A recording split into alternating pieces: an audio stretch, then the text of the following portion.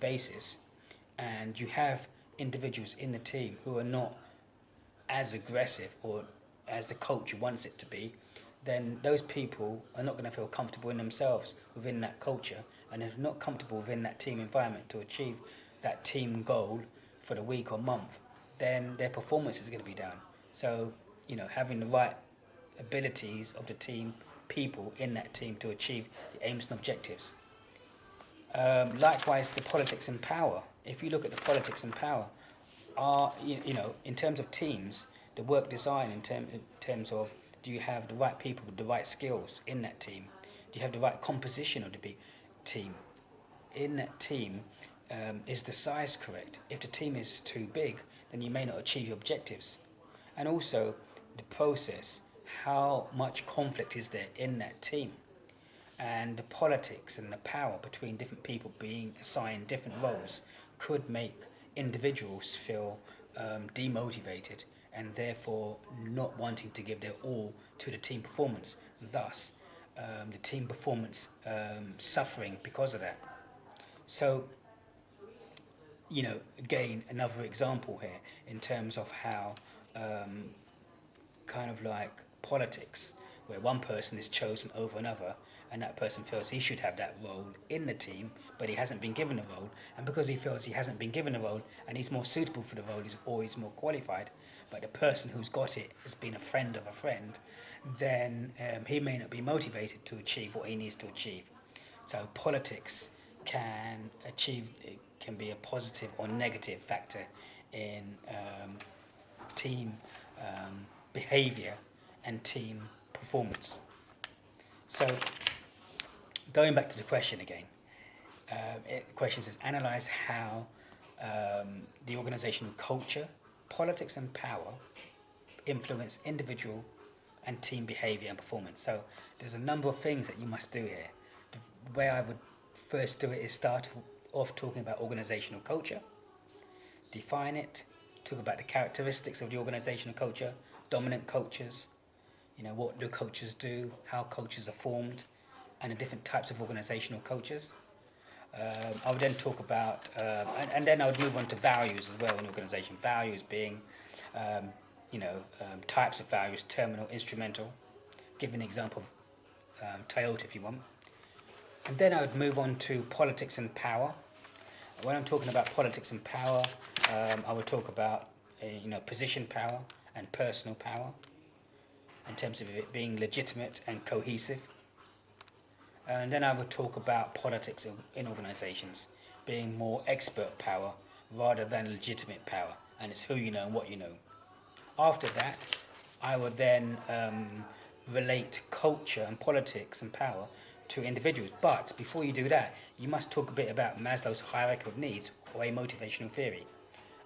Maslow's hierarchy of needs being psychological needs at the bottom, followed by safety needs, love needs, self-esteem needs, and self-actualization needs, and how the higher needs can only be met unless if the lower needs have been met, and state how that can affect the individual, being motivating them or not motivating them, and therefore affecting their performance in a positive or negative way.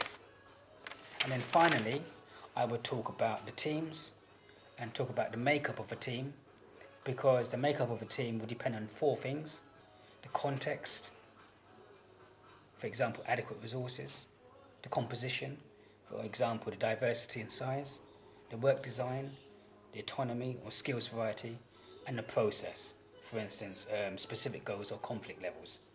And then how organisational culture can affect the different dynamics, and the politics and power can affect the different dynamics within these four areas that affects a team.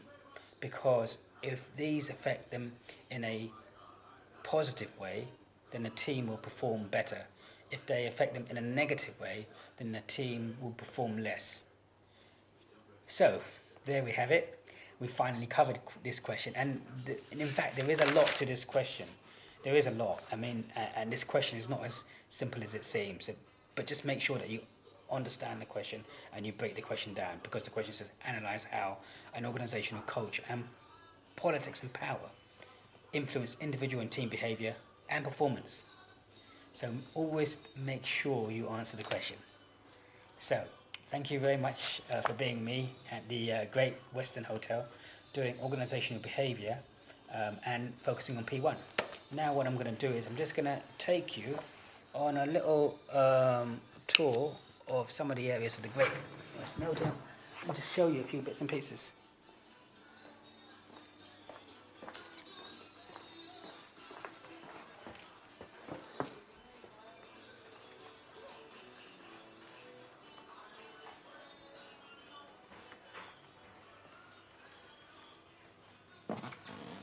Here is a little bar area.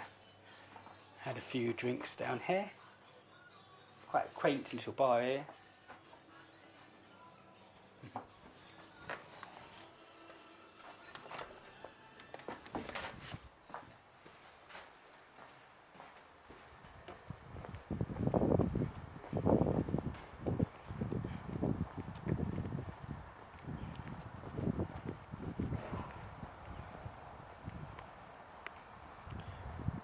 I mean, if you look at the building, the Great Western Hotel, it's really, really nice. Really nice staff, lovely building, lovely Tudor type buildings here. Very, very nice. Very in the setting of Stratford upon Avon, Shakespeare's country. Absolutely beautiful. Had a fantastic deal here. In fact, if you book the Great Western Hotel on Groupon, you actually get 2 nights for 2 people, including breakfast and entry into Warwick Castle. An amazing deal. So, this is from Mr. Tan here, out in the Great Western Hotel in Stratford upon Avon. Thank you very much.